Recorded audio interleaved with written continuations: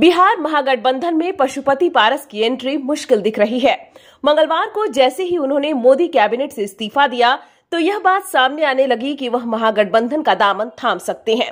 मंगलवार की शाम वह दिल्ली से पटना लौट कर आए। हालांकि पशुपति पारस की ओर से इस पर कोई प्रतिक्रिया अभी नहीं आई है।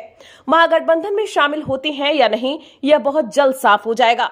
लेकिन आरजेडी ने दो टूक में हमला बोला है। आरजेडी के राष्ट्रीय महासचिव श्याम रजक ने मंगलवार को पशुपति पारस पर तीखी प्रतिक्रिया दी। श्याम रजक ने कहा कि पारस के पश्चाताप करने से अब कोई फायदा नहीं। पारस लालच में बीजेपी का साथ देते रहे, गलत काम करने वालों का साथ देते रहे। श्याम रजक ने कहा कि बीजेपी देश तोड़ने, संविधान खत्म करने का काम करती रही और पारस भारतीय जनता पार्टी का साथ देते रहे। बीजेपी के साथ गलत वातावरण बनाने में पारस की भी भूमिका है। कल तक बीजेपी पारस को अच्छी लग रही थी और आज तमाचा पड़ा तो पारस को हम लोग याद आ रहे हैं। उधर बिहार महागठबंधन में भी ऐसा लग रहा है कि सीटों का बंटवारा हो गया है। श्याम रजक ने कहा कि महागठबंधन का अपना स्वरूप तय हो गया है।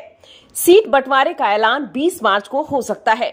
उन्होंने साफ कहा कि पशुपति पारस आए या न आए यह उनकी मर्जी, लेकिन महागठबंधन का स्वरूप तो अब फाइनल हो गया है। बता दें कि दिल्ली में मंगलवार को इस्तीफे के ऐलान के बाद पशुपति पारस ने आरजेडी से बातचीत पर खुलकर कुछ भी नहीं कहा। उन्होंने कहा कि जितना बोलना था उतना बोल दिया है। भविष्य की राजनीति हम अपनी पार्टी के वरिष्ठ कार्यकर्ताओं से बैठकर तय करेंगे।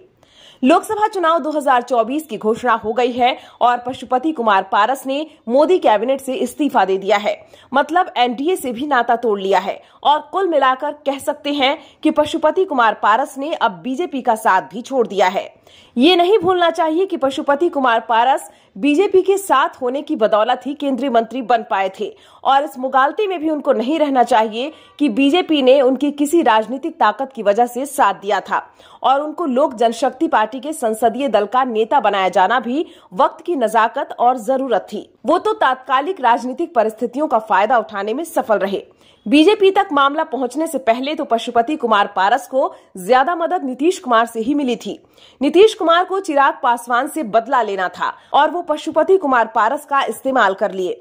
इस्तेमाल तो पशुपति कुमार पारस का बीजेपी ने भी किया।